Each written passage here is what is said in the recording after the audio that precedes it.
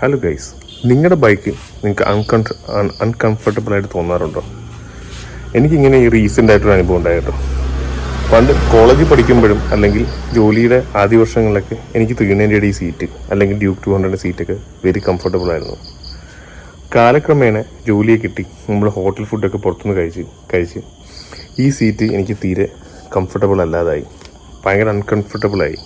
അങ്ങനെയുള്ള സമയത്താണ് ഞാൻ ആലോചിച്ചത് നമുക്കൊരു ബുള്ളറ്റ് എടുക്കാം. ബുള്ളറ്റിന് സീറ്റ് ലോങ് ആണ്, അപ്പം നമുക്ക് കൂടുതൽ കംഫർട്ട് കിട്ടും. പക്ഷേ പിന്നീട് ഞാൻ ആലോചിച്ചു, എന്തുകൊണ്ടാണ് എനിക്ക് ഈ ഡ്യൂക്കിൻ്റെ സീറ്റ് കംഫർട്ടബിളായിട്ട് തോന്നുന്നതെന്ന്. അതിനുള്ള റീസൺ എന്ന് വെച്ചാൽ എനിക്ക് പിന്നീടാണ് മനസ്സിലായത്. ഞാൻ രണ്ടും കൽപ്പിച്ച് ഒരു ജിമ്മിൽ പോയി ചേർന്ന് ഒരു 4-5 മാസം വർക്കൗട്ടൊക്കെ ചെയ്ത് കഴിഞ്ഞപ്പോഴത്തേക്കും ഈ സീറ്റ് എനിക്കിപ്പോൾ പെർഫെക്റ്റ് ആണ്. എനിക്ക് ഈ സീറ്റിനകത്ത് ഇനഫ് റൂമുണ്ട് ഇരിക്കാനായിട്ട്. ലോങ് പോയാലും വലിയ പ്രശ്നമൊന്നുമില്ല, കാലുവേദനയില്ല, ഒന്നുമില്ല. അതുകൊണ്ട് moral of the story is, നിങ്ങൾക്ക് ഇതുപോലത്തെ ബൈക്കുകൾ ഉണ്ടെങ്കിൽ, നിങ്ങൾക്കിതൊക്കെ അൺകംഫർട്ടബിളായിട്ട് തോന്നുന്നുണ്ടെങ്കിൽ നിങ്ങൾ ബൈക്കല്ല മാറേണ്ടത്, നിങ്ങളെ തന്നെയാണ് നിങ്ങൾ മാറ്റിയെടുക്കേണ്ടത്.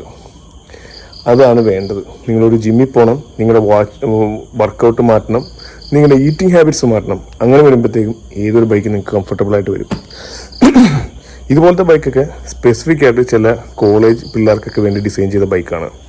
സോ ആ ഒരു ടൈപ്പ് പേഴ്സണാലിറ്റിയാണ് ഇത് പെർഫെക്റ്റ് ആയിട്ട് സൂട്ട് ചെയ്യുന്നത്.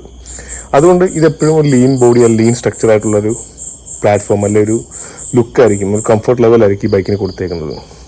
അതിൽ തന്നെ നമ്മൾ ഒത്തുകൂടി പോകാനായിട്ട് നോക്കുക. So it will be much healthier than നമ്മളൊരു ബുള്ളറ്റൊക്കെ എടുക്കുകയാണെങ്കിൽ സീറ്റ് വലുതായിരിക്കും, കൂടുതൽ കംഫർട്ട് കിട്ടും. പക്ഷേ സ്റ്റിൽ നമ്മൾ ഏജിങ് ആവുന്നത് നമ്മളൊട്ടും മനസ്സിലാക്കുന്നില്ല. പക്ഷേ ഇങ്ങനെയൊക്കെ ഒരു കാര്യം വരുമ്പോഴത്തേക്കും നമ്മൾ ജിമ്മിലൊക്കെ പോയി സെറ്റായി ഈ ബൈക്കിൽ തന്നെ തുടർന്ന് പോകാൻ ശ്രമിക്കുകയാണെങ്കിൽ we will be becoming much younger than we think എന്ന് പറഞ്ഞുകൊണ്ട് this is modesty tribe signing off.